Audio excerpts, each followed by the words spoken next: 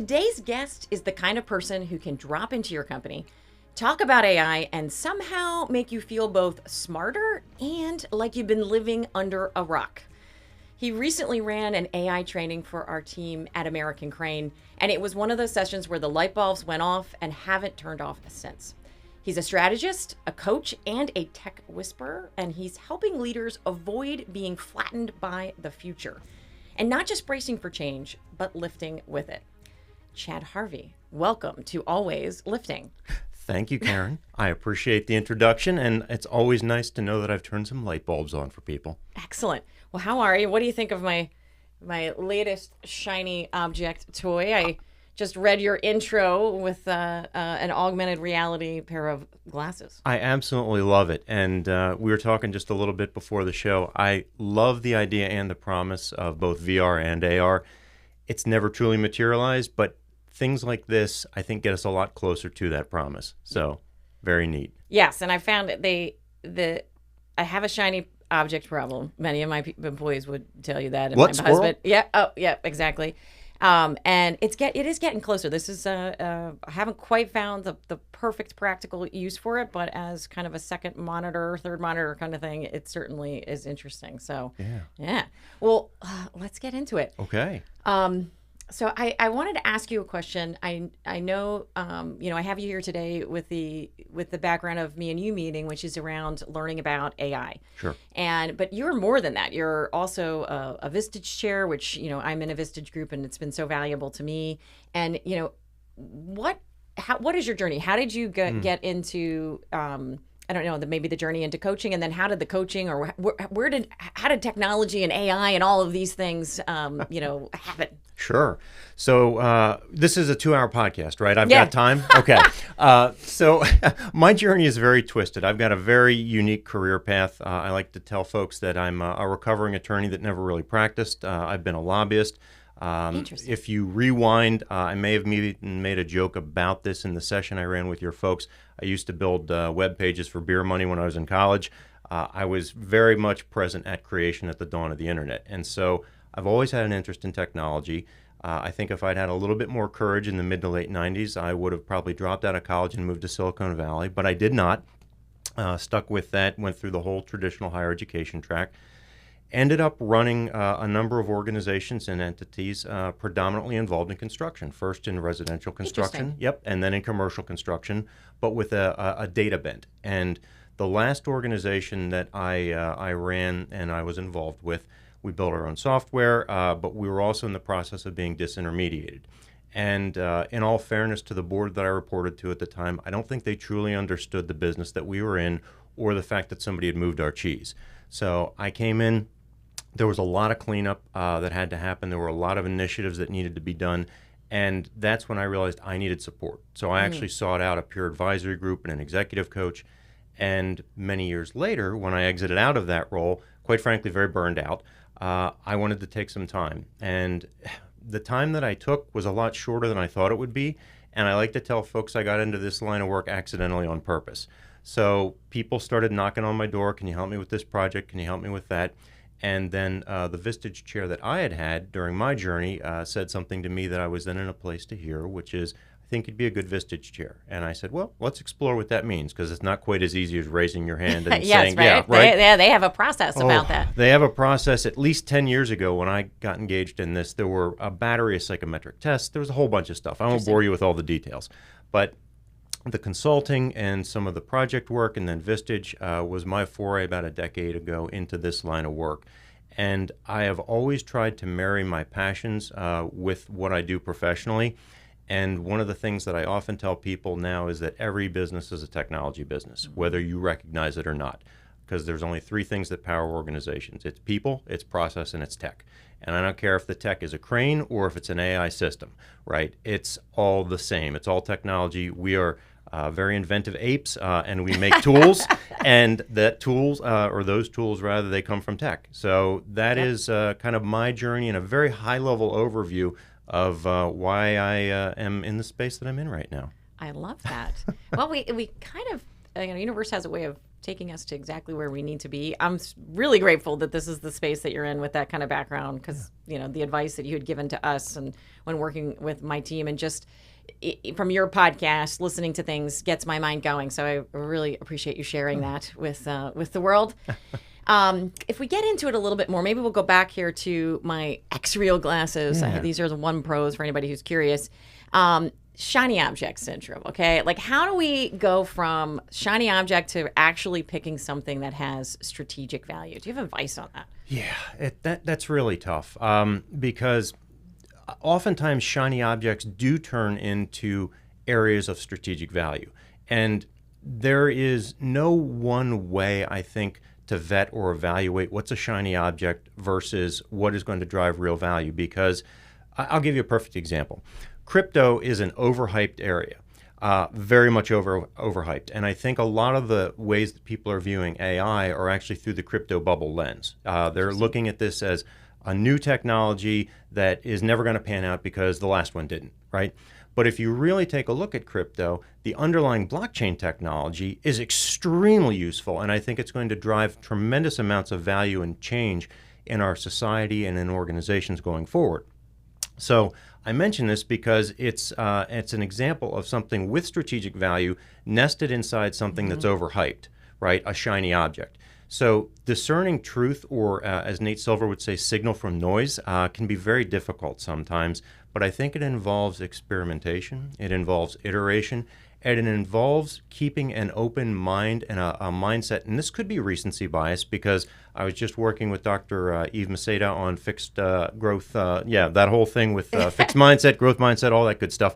Good. And I think that a growth mindset is a really good approach vector for how to discern what's a shiny object versus what really has value. Because if you are open to change, if you are open to the idea that things are really going to change in transformative and new ways, especially if you apply yourself, then I think you can start to separate some of that out. So it goes to mindset, it goes to evaluation, but you really need to try and figure out for yourself, for your company, what is the signal and what is the noise, because that's another pet peeve of mine right now. We are surrounded by noise. Yeah. There is so much noise and so much information overload that I think it makes it very difficult at times to figure out what is that signal, right?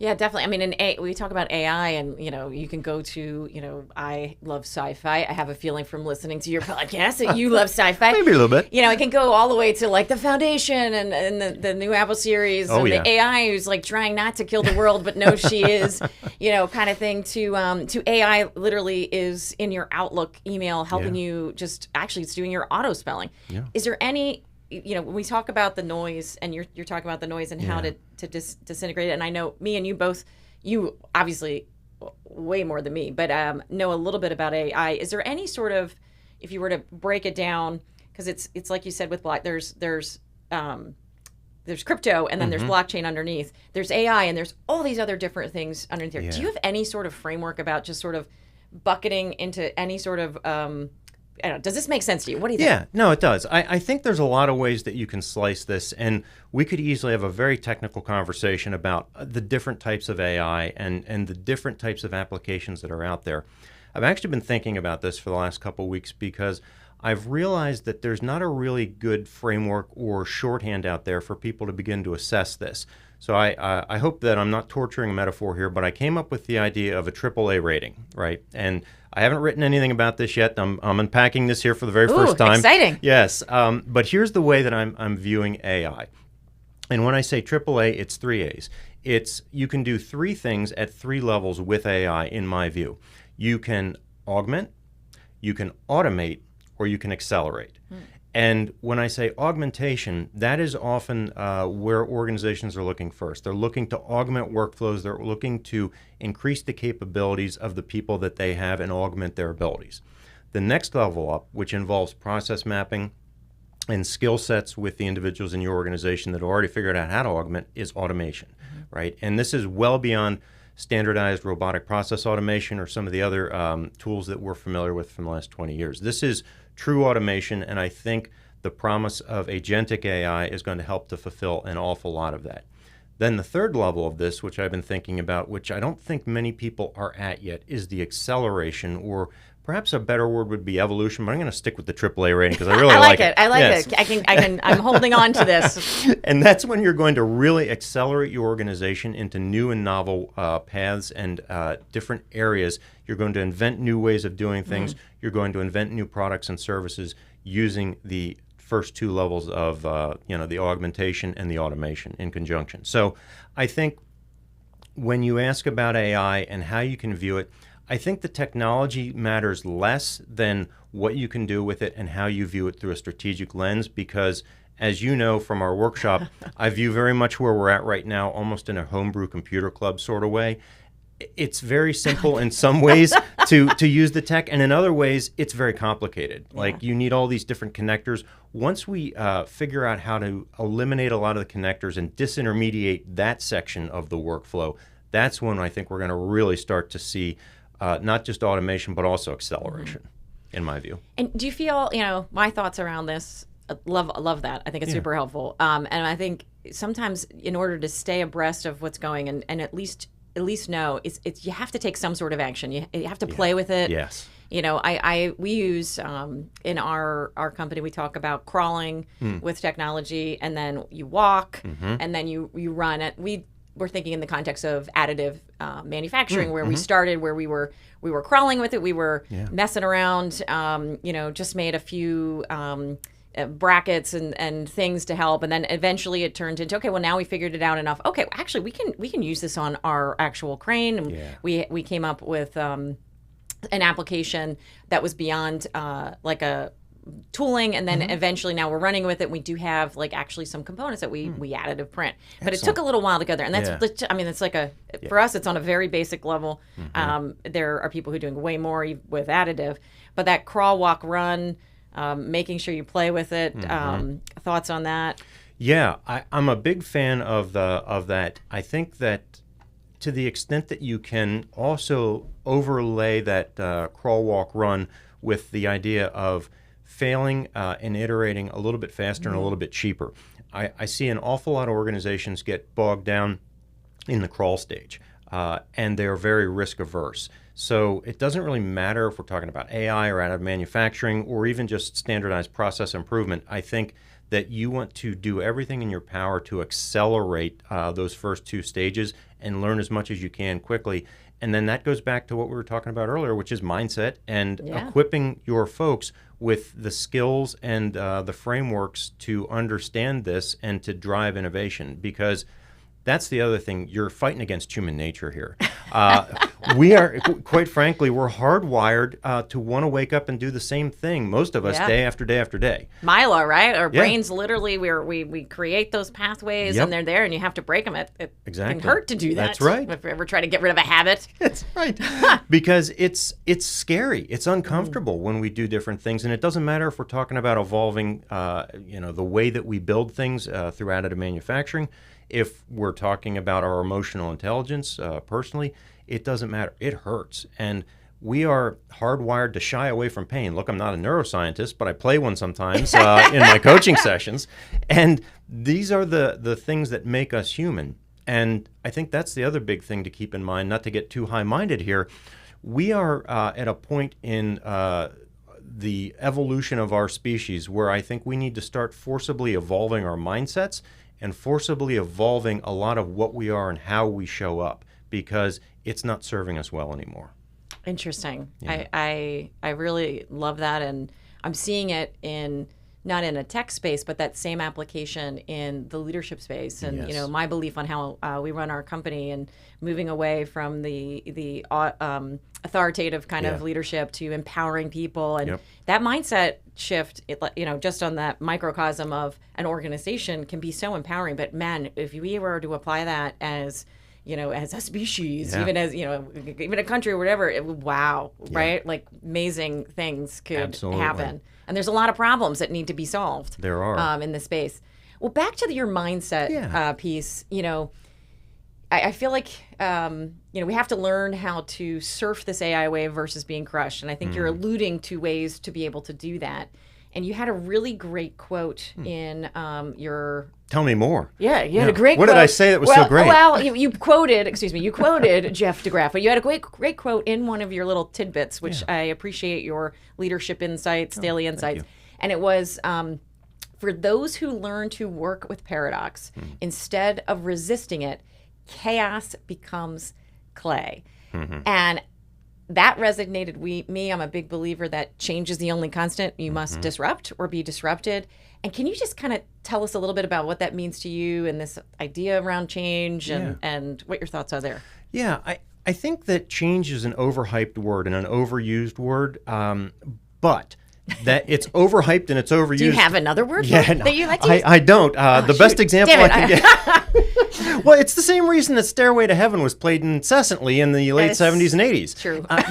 Just because it's overhyped doesn't mean it's not great. Okay? Or valid. Good. Okay, so I'm dating myself there again. Sorry. No, I love it. I feel like we're from the same time frame. I'd love to be able to throw out some kind of Kendrick Lamar reference or something like that, but I'm just not as hip to the new music as my kids are. So I don't even know what that is, so I am absolutely not hip. So continue. I was just trying to make myself sound culturally relevant. I think, that was good. Thanks. All right.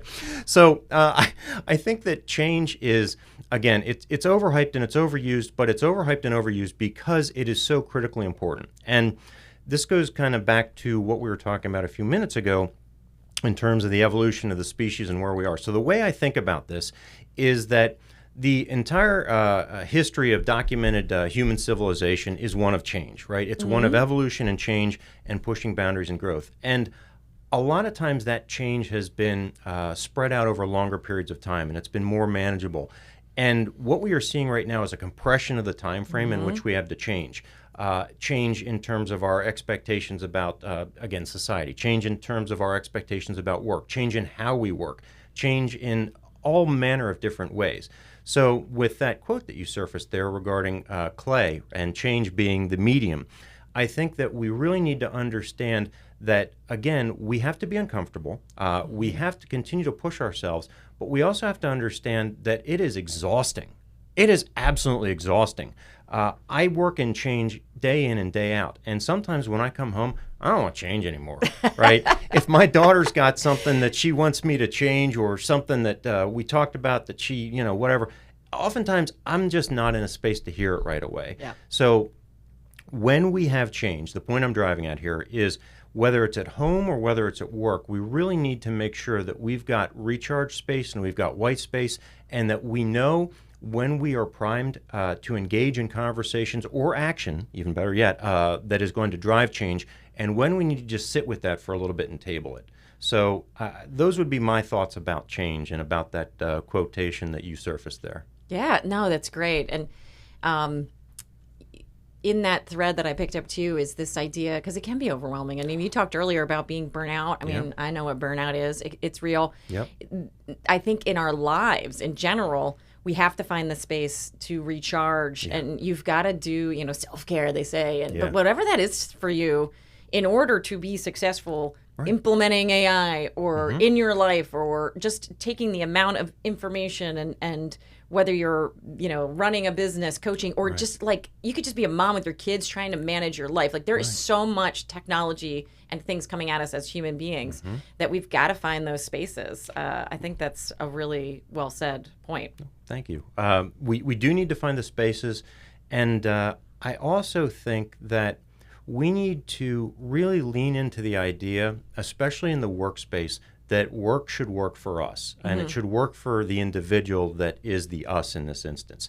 And I know that sounds very high-minded. However, there is work that I draw energy from, and there is work that sucks energy from me. And I want to do less of the work that sucks my energy and give it to people that it might energize them. Yep. And that's really, I think, the ultimate promise of capitalism and of work if we can ever fully get there. Oh, it's competitive advantage if you can do that, right? That's right. I know when I'm in my sweet space of what my strengths are and what energizes me, I could just keep doing it forever, right? And it's, almost I have to really stop myself from being in those spaces. Whereas there's the things that drag me down, but I have, there's people that I work with who love to do those things. Like, isn't that a wonderful gift that we can give each other when we can identify that? It really is. I love the way that you portrayed that. It is a gift. Yeah. It is a gift. At the end of the day, I'm a firm believer that no matter how much money we make, no matter what our accomplishments are, the only thing that really matters is this right here. It's the relationship with the person across the table from you or around the table with you.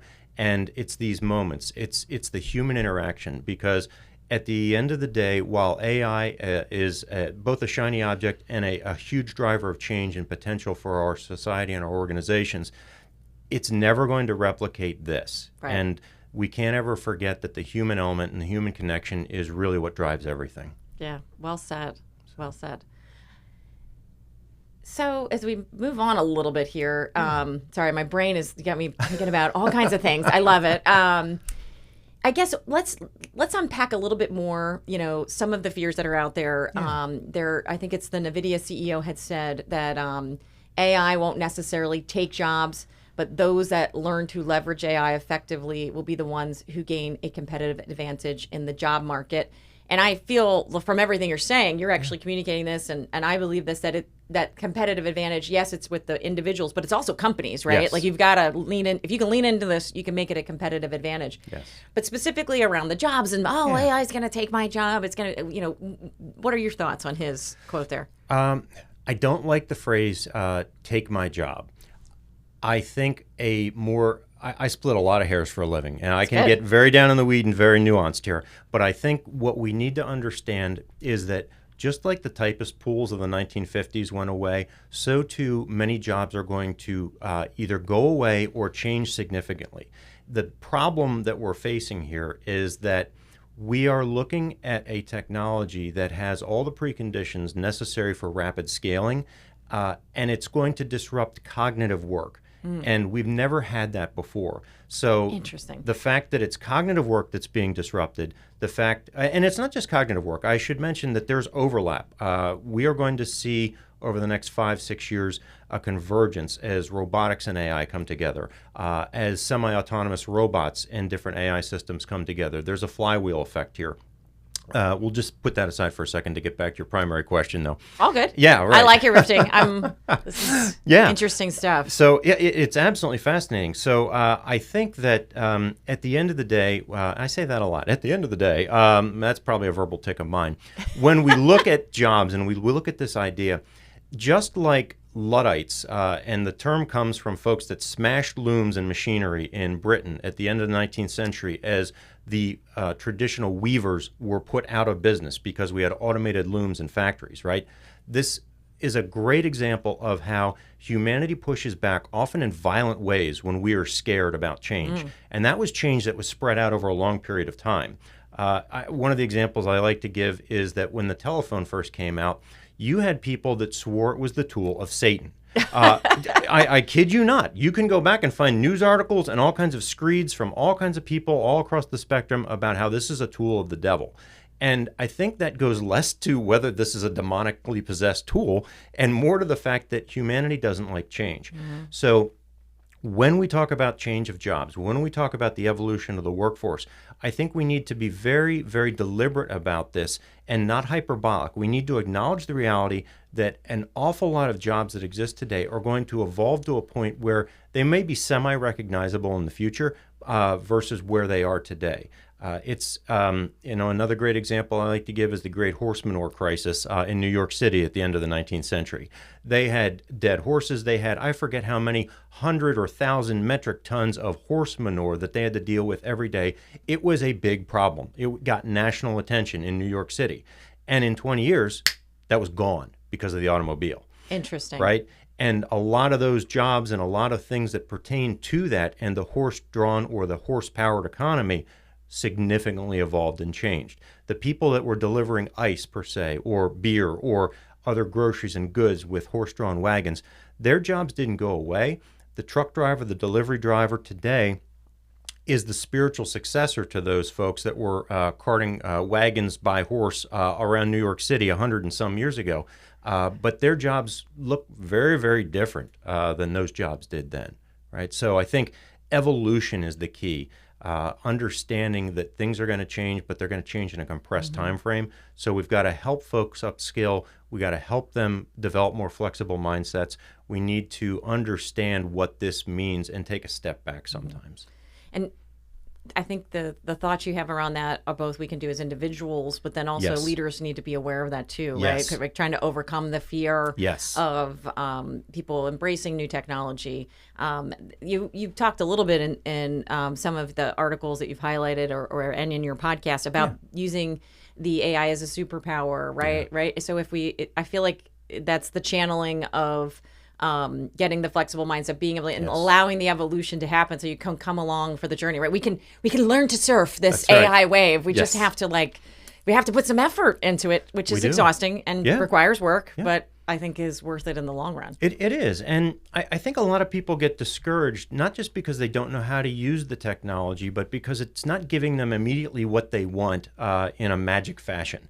There are, it's very true. A lot of people look at this. This is the Amazon Society, and I order it arrives. Yesterday. You know, everything. We are a bit of a instant gratification. I just ordered something the other day from Amazon, and I had it in 2.5 hours. It's wild. It is wild.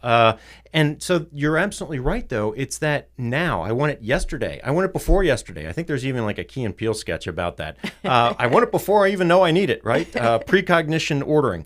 So, and it just extends out and ripples into our expectations about things. I think I shared with your group when I worked with them. So there are some AI tools and prompts or projects that I've set up. I've gone through 18, 25, 32 different versions sometimes to get to the ultimate outcome. But then once I get to that outcome, I've got systems and workflows now that are powered by AI that I haven't touched in 8 or 12 months because they just work. Yeah. And they're specific to me, right? So when we're talking about using AI to parse information and to create information, I think relying on the default outputs is a huge mistake, because then you're sacrificing a big piece of your humanity, right? But if you use them to augment your workflow and then automate, again, going back to my AAA idea, you can really start to lean in and harness the power of this. But it involves experimentation and failure and being uncomfortable, to go back to where we were originally. Yeah, getting comfortable being uncomfortable, right? Yeah. It's we need that to grow just as humans in general, as leaders, and as we're using technology, right? Exactly. It's never been more important. Yep. Let's go.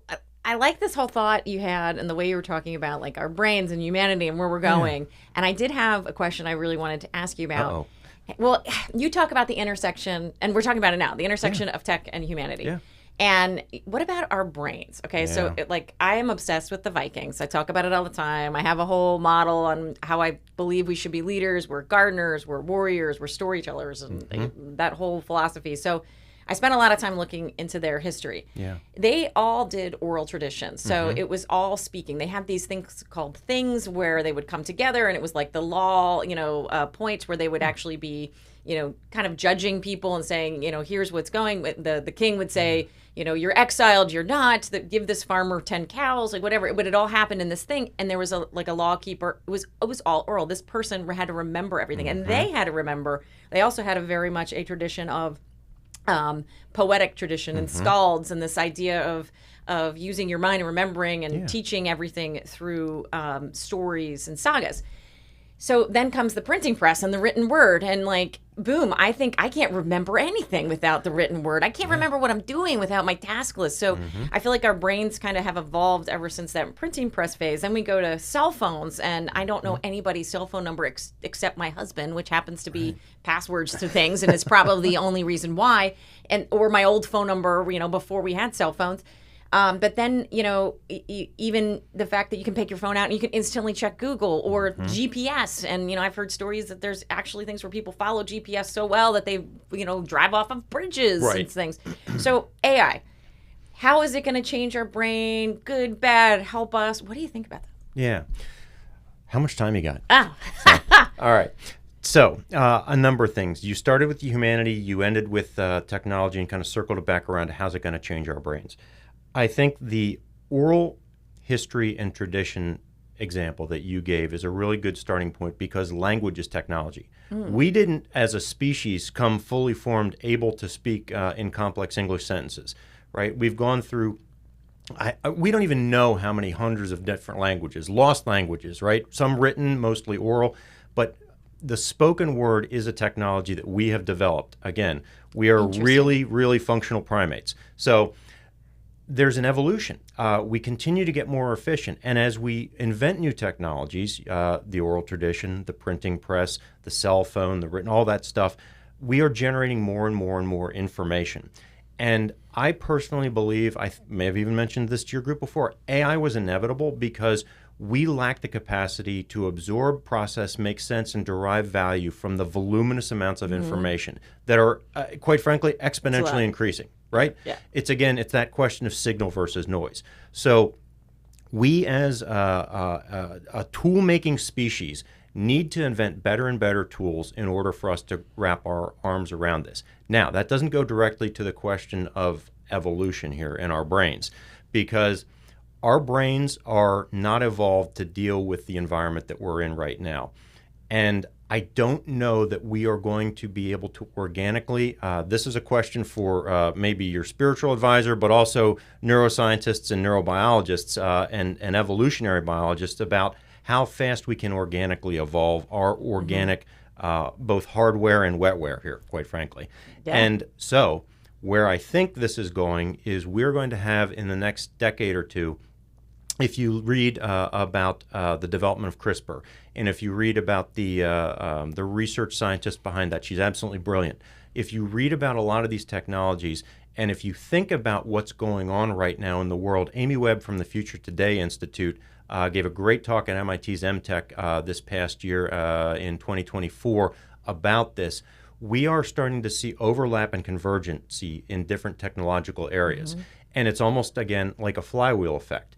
And so, to bring this full circle, what I think is that as a species, as a society, we are going to have to grapple with forced evolution and what that means. And it's going to be very scary. You're going to have religious sectors that push back against it. You're going to have philosophical pushback against it outside of the religious sector. You're going to have societal pushback. But I think where we are going with this is we are going to start to forcibly evolve who we are and what we are in order to deal with the world that we've created. Because one thing I know, we don't retrench well. And so it's this idea of constantly forward, right? Go back to your idea about the Vikings. They were constantly pushing forward, right? We're still finding evidence that they went further and further than we originally thought, right? It's hardwired into us as a species. And so I think the only way forward is for us to begin to have conversations about deliberately evolving who and what we are. So interesting. Yeah. Yeah. Fascinating to kind of dream about what that feels like and the impact of all of this, what we're trying to tease out these places where we can practically apply, but it is fascinating when you think about it on kind of scale. There's a great neuroscientist. Do you know Dave Eagleman? Have you heard of him? Yes, I have heard of him. I'm reading or listening to his most recent book, and he talks a lot about people who are blind or can't hear, and then how they get a device that helps them using signals, and then also talking about what happens to the areas of the brain. And the cool thing that gives me some hope is he says that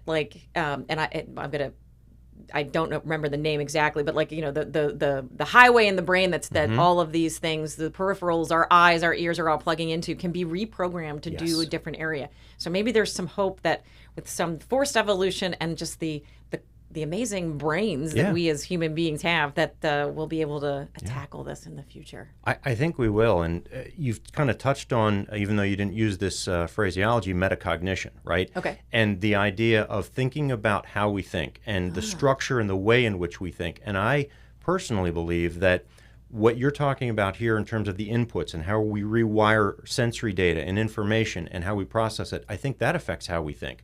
Because I have come across individuals that have been in different environments, or you talk about hearing impaired or visually impaired individuals. Sometimes they will think differently and in different ways because of the different types of inputs and the different sensory experiences that they've had.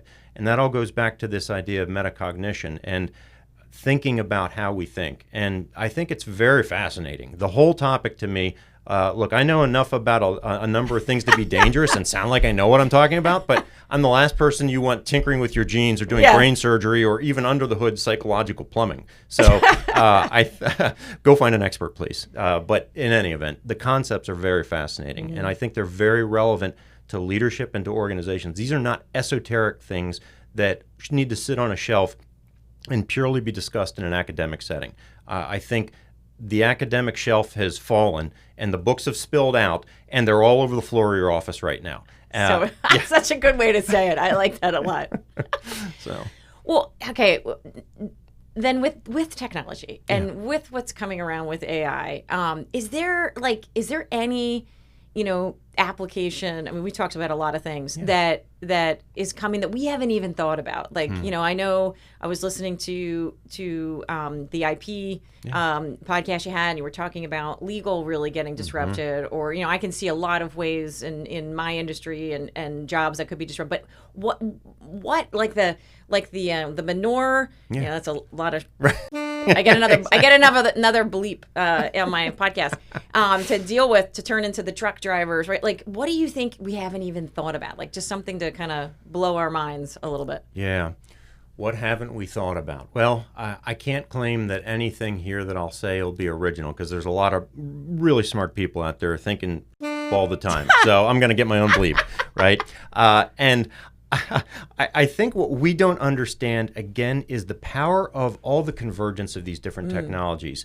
If you look at the rapid evolution and growth curve that AI is on, if you look at the rapid amassing of information in the biological sciences, if you look at, I just read a great article last night, about fusion, and how we are a lot closer to fusion now than most people think, right? If you look at a lot of these things, it's easy to look at them in silos or as isolated instances and not think about how they're related.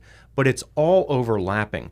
Energy, food, biological sciences, data, cognitive processing power through AI. We are, I think, about to enter into, and I don't want to scare your listeners, I think we're about to walk through some fire, quite frankly, for the next decade, maybe more. We are forged in fire, right? So sometimes pain does at least drive us into action. So keep going. I think if I was going to put on my futurist hat and say what is going to happen, we're going to walk through some pain, both globally as well as domestically. We're going to walk through pain sociologically. We're going to walk through pain politically. We may even walk through some pain pertaining to basic Maslow needs. Once we get through that pain, and I think that pain is going to be pain that is a focal point because of a lot of this change and a lot of these converging technologies that we are witnessing out right now in the world. Once we get through that pain, I think that you referenced foundation earlier in our conversation. I think a lot of what especially Western, but also Eastern science fiction writers have been thinking about for the last 50, 60, 70 years, I think we are going to walk into a world of endless possibility that is both exhilarating and terrifying. So I don't want to sound too high-minded here. You were asking for some specific examples.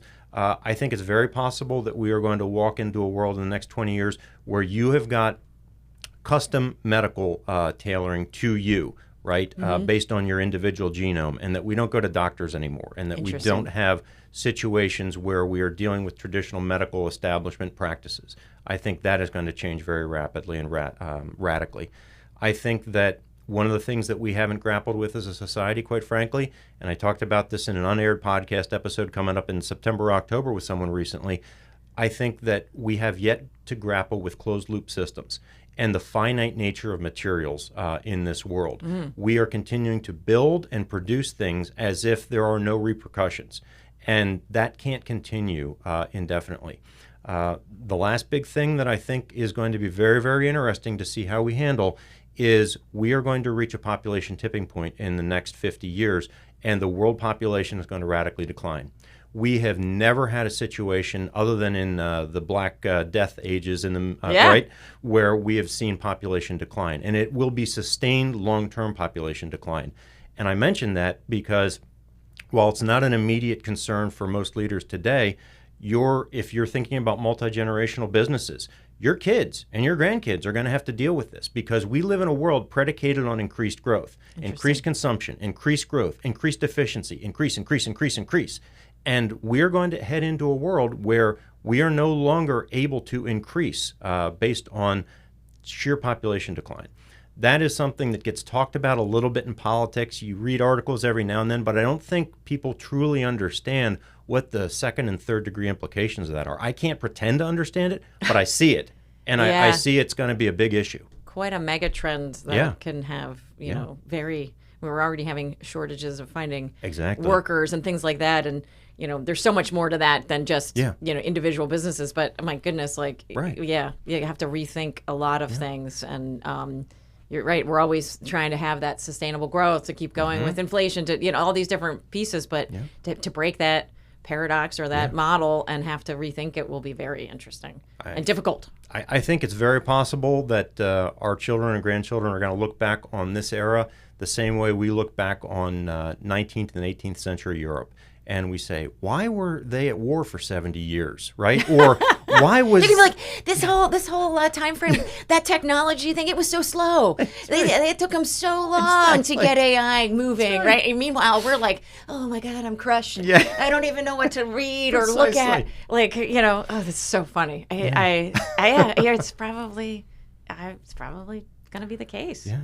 So the question is, what do you do now? And I think what you do now is you take every day as it comes, but you also keep your eye on where the puck is moving, like Gretzky said. You look for the outliers. You look for the indicators, like I'm talking about with convergence and technologies. I think convergence seems to be a space you're really highlighting that we should kind of keep on our radar screen. I think it's really important because I think we have never before seen so much unparalleled change and growth in seemingly different technological sectors, and we are going to start to see them overlap. And that, I think, is the real message here at the end of the day. Again, I'm using that for the fifth time. That's okay. Even though it's the morning. And that is really where folks should be paying attention, is what do seemingly unrelated technological developments in other industries, areas, or sectors possibly have to do with me?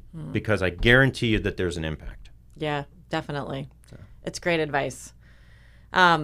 I want to change gears a little bit and maybe tap into your well, I think it actually applies to AI, coaching, everything.